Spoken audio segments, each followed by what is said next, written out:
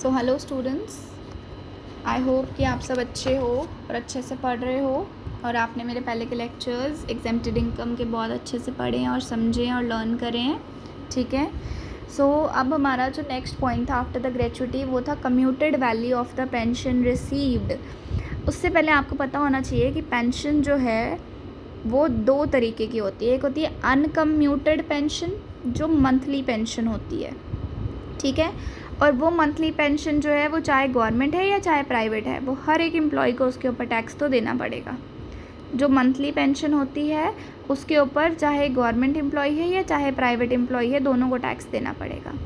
Commuted pension क्या होती है? लमसम पेंशन, ठीक है। बहुत जब इकट्ठा पेंशन का पैसा मिल जाता है तो वो क्या होता है, दो केसेस में बांटा जाता है। गवर्नमेंट एम्प्लॉय के लिए फुली एग्जेम्प्टेड होता है और दूसरे एम्प्लॉयज़ जो प्राइवेट एम्प्लॉयज़ होते हैं, जो सेमी गवर्नमेंट एम्प्लॉयज़ होते हैं, उनके लिए क्या हो जाता है, उनके लिए कंडीशन रखी जाती है कि अगर भाई आपको ग्रेचुइटी रिसीव हुई है, ग्रेचुइटी भी तो कितना बड़ा अमाउंट होता है, तो आपको कितना अमाउंट एग्जेम्प्टेड होगा, 1/3 ऑफ द टोटल पेंशन, ठीक है। अगर आपको जैसे टोटल पेंशन में आपको सपोज़ 5 लाख रुपीज़ मिले हैं, ठीक है, इधर भी आपको टोटल पेंशन में 5 लाख रुपीज़ मिले हैं।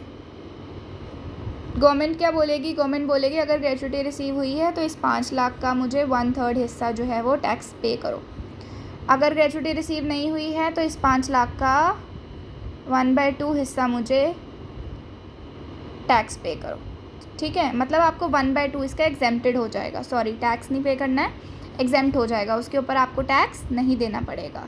और यहाँ पे आपको 1/3 हिस्सा जो भी आपका आंसर आएगा उसके ऊपर आपको टैक्स नहीं देना पड़ेगा, ठीक है।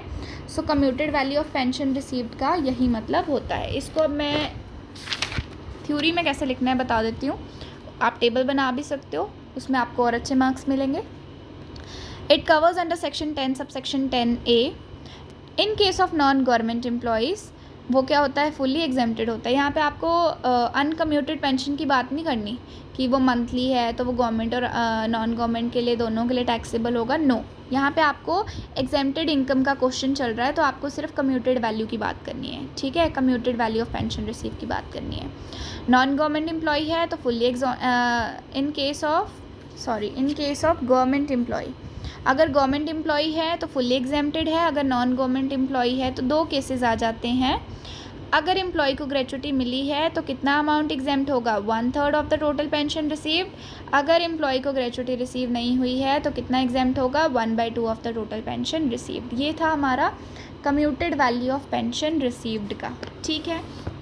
इसके बाद हमारी जो नेक्स्ट वाली थी वो कौन सी है, compensation received in case of any disaster. अगर आपको किसी भी डिज़ास्टर के दौरान कोई कंपनसेशन मिला है उसका क्या मतलब है। इन केस एन इंडिविजुअल और his legal higher receives any compensation on the count of any disaster from central or state government shall be exempted। अगर किसी को भी या उसके लीगल हायर को, कि उन्होंने लीगली किसी को हायर करा, उन्हें अगर कंपनसेशन मिला है किसी डिज़ास्टर के दौरान सेंट्रल या तो स्टेट गवर्नमेंट से, तो वो पैसा टोटली क्या हो जाएगा, एग्जेम्प्टेड हो जाएगा। इसके बाद हमने 4 पेमेंट्स पढ़ी। Payment from statutory provident fund, payment received from Sukanya Samriddhi account, payment from RPF और पेमेंट फ्रॉम सुपरएन्युएशन फंड। तो अब ये होती क्या है ये हम पढ़ लेते हैं। सबसे पहले payment from statutory provident fund, ये सेक्शन 10 सबसेक्शन 11 के अंदर कवर होता है। Any amount withdrawn from the statutory provident fund is exempted from the tax. अगर आप इस फंड से कोई भी पैसा निकालते हो तो उसके ऊपर आपको टैक्स नहीं देना पड़ेगा। ये प्रोविज़न जो है सेम पब्लिक प्रोविडेंट फंड के लिए भी एप्लीकेबल होती है। ये याद रखना, statutory provident fund government employees का फंड होता है, ठीक है। गवर्नमेंट एम्प्लॉयज़ इसको खोलते हैं, अपने पैसे वो मंथली ईयरली जिस तरीके से भेजना चाहें वो इसमें जो है वो बेचते हैं। अगर वो पैसा इन फंड से निकले तो वो टोटली एग्जेम्प्टेड होता है, उसको टैक्स नहीं देना पड़ता। और पब्लिक प्रोविडेंट फंड जो है वो नॉर्मल पब्लिक के लिए होता है, ठीक है, तो उसके केस में भी उन्हें टैक्स जो है वो पे नहीं करना पड़ता। क्लियर है स्टैट्यूटरी प्रोविडेंट फंड का क्या होता है। अब आ गया payment received from Sukanya Samriddhi account. कोई भी पैसा जो सुकन्या समृद्धि अकाउंट से निकल रहा है as according to the rule 2014, वो क्या होगा, एग्जेम्प्टेड होगा। कोई भी पेमेंट अगर आप इस अकाउंट से कर रहे हो ठीक है, तो वो टोटली एग्जेम्प्टेड होती है टैक्स से। क्लियर है। आरपीएफ का ये सेक्शन 10 सबसेक्शन 12 के अंदर आता है।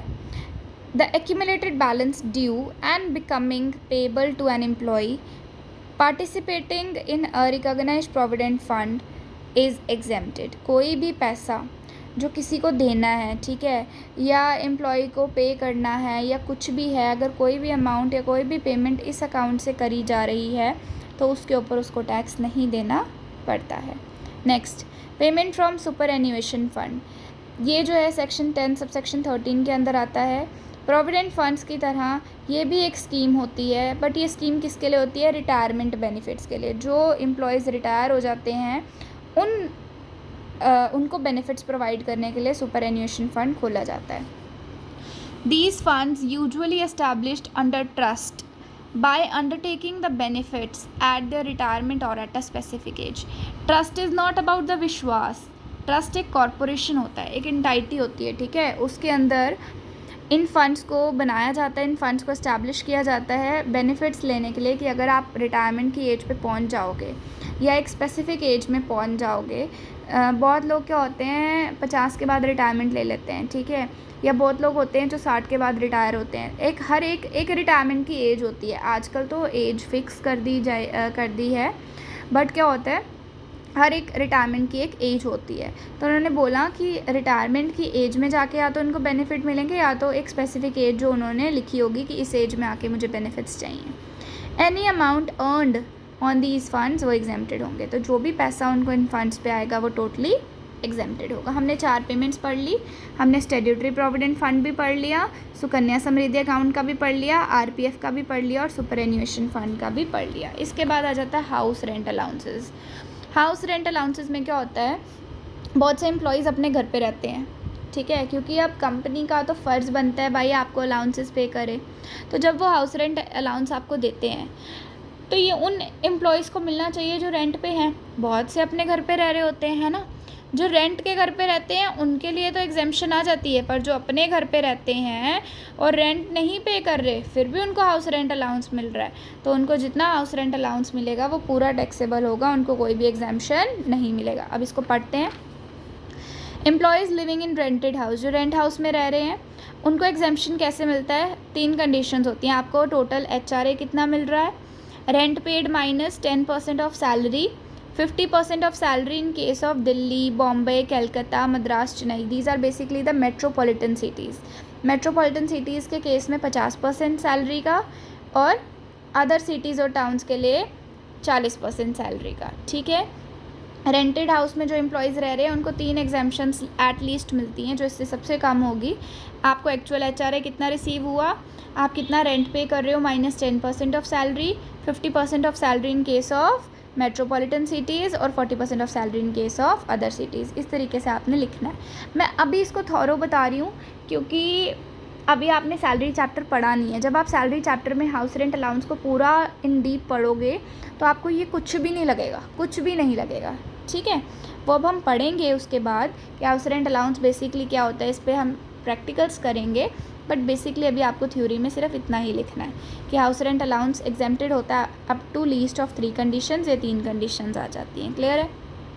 और जो अपने घर में रह रहे हैं, कोई रेंट पे नहीं कर रहे फिर भी HRA ले रहे हैं, तो भाई उनको तो टैक्सेबल होगा ही होगा।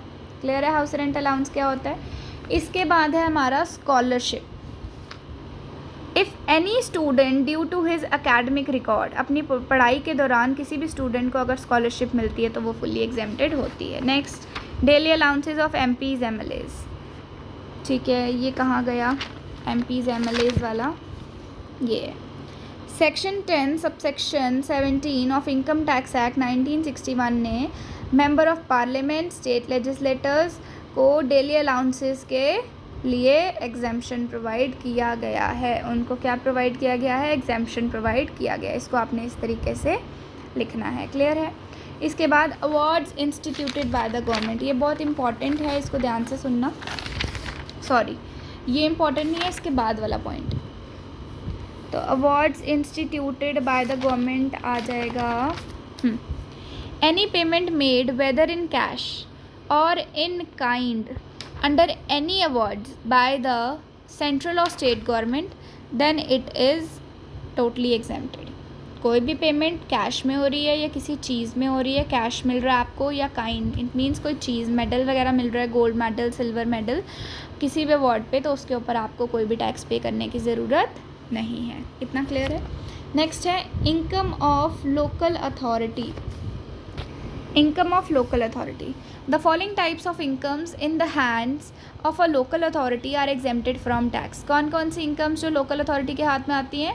Income from house property, capital gains, income from other sources. इन तीनों incomes पे local authority को कोई भी tax पे नहीं करना पड़ता, ठीक है? Income of some professional institutions, ये वाला जो था वो important था, इसको अब ध्यान से समझिए।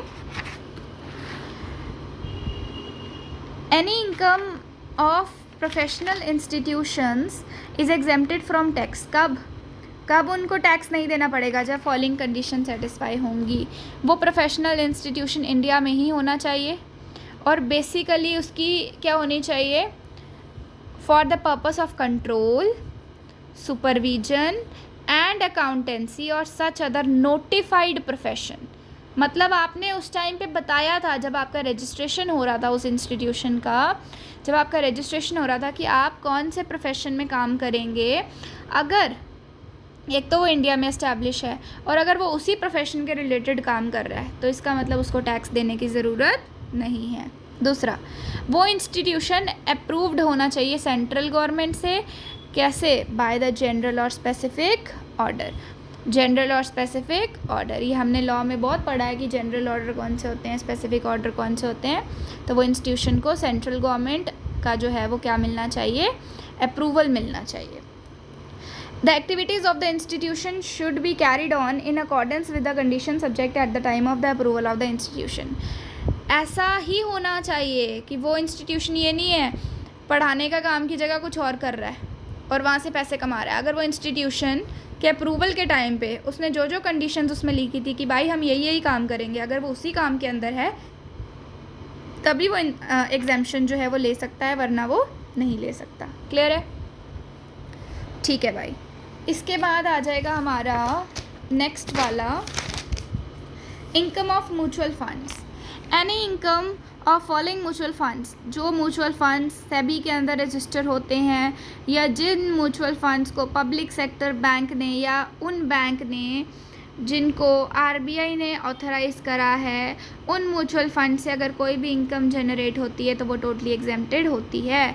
इन म्यूचुअल फंड से एग्जेम्प्टेड होता है, मतलब आपको टैक्स नहीं देना पड़ता है। सबसे पहला तो एक तो म्यूचुअल फंड सेबी के अंदर रजिस्टर होना चाहिए, या तो वो पब्लिक सेक्टर बैंक का होना चाहिए, या तो आरबीआई ने उसको ऑथराइज़ किया होना चाहिए, ठीक है। तो वो जो भी इनकम अर्न करेंगे टोटली एग्जेम्प्टेड होगी। Income of employ state insurance fund, employees state insurance fund से जो भी इनकम जनरेट होती है, कहाँ गया ये, income of such fund is fully exempted. इस फंड की इनकम जो है वो फुली एग्जेम्प्टेड होगी। आपने बस इतना सही लिखना है क्योंकि आप बहुत लिख चुके होंगे ऑलरेडी, अब इतना एक्सप्लेन करने की ज़रूरत नहीं है, ठीक है। नेक्स्ट है income of employ state insurance fund हो गया। Income of child clubbed under section 64(1)(a, इसमें क्या है? In case income of a minor child is clubbed with the income of his parent. जब माइनर चाइल्ड की मतलब 18 साल से नीचे का कोई बच्चा और इनकम जनरेट कर रहा है, उसकी इनकम उसके पेरेंट्स के साथ क्लब होती है, तो पेरेंट्स एग्जेम्पशन क्लेम कर सकते हैं कितने तक? जितनी इनकम उनके बच्चों की है, या तो 1500 तक, which ever is less. Parents क्या कर सकते हैं? या तो 1500 एग्जेम्पशन ले सकते हैं, या तो जितनी उस बच्चे की इनकम है उतने तक वो एग्जेम्पशन ले सकते हैं। क्लियर है? न्यू पेंशन सिस्टम ट्रस्ट के अंदर क्या है? कोई भी इनकम जो पर्सन ले रहा है on the behalf of new pension system trust, कब जो एस्टैब्लिश हुआ? 27 Feb 2008 में, ठीक है। ये न्यू पेंशन सिस्टम ट्रस्ट जो एस्टैब्लिश हुआ 27 Feb 2008 में, उसके दौरान या उसके बाद कोई भी इनकम जो पर्सन ने रिसीव की है on the behalf of this totally exempted होगी। यहाँ पर हमारा एग्जेम्प्टेड इनकम का जो है लेक्चर टोटली फिनिश हो गया और हमने इसको लर्न कर लिया। हमने इसकी सेक्शंस भी याद कर ली, हमने ये भी याद कर लिया एग्जेम्प्टेड इनकम्स होता क्या है, सेक्शंस कैसे याद करना है, उसका सॉन्ग भी लर्न करा। फिर नेक्स्ट लेक्चर में हमने उसके नेमिंग कैसे याद करी। फिर हमने उसके नेक्स्ट लेक्चर में क्या थर्ड पार्ट में याद करा था हमने एक्सप्लेन करा था कि किस किस तरीके से इनका मीनिंग जो है लिखना है या कैसे होता है। और अभी लास्ट लेक्चर में हमने इस एग्जेम्प्टेड इनकम के टॉपिक को टोटली कंप्लीट कर दिया। ये लेक्चर क्वाइट लेंथी बना है बट आपके लिए बहुत इंपॉर्टेंट है। अगर आप इसे अच्छे से पढ़ लोगे तो आपका ये क्वेश्चन बहुत अच्छे से लर्न हो जाएगा। एक बार समझ लो, नोट्स बना लो। ये 10 मिनट का भी काम नहीं है। जब नोट्स बना लिए, समझ लिया, तो 10 मिनट्स में आप इजीली इसको क्या कर लोगे, अच्छे से लर्न कर लोगे। Hope you like this video. आपको बहुत अच्छे से लेक्चर समझ आया है, ठीक है। और आप अच्छे से इसको पढ़ो, अच्छे से समझ आ जाएगा और ये कभी भी नहीं भूलेगा। क्लियर है? कोई भी डाउट होगा कमेंट सेक्शंस में लिखो, I will clear that query. Thank you so much.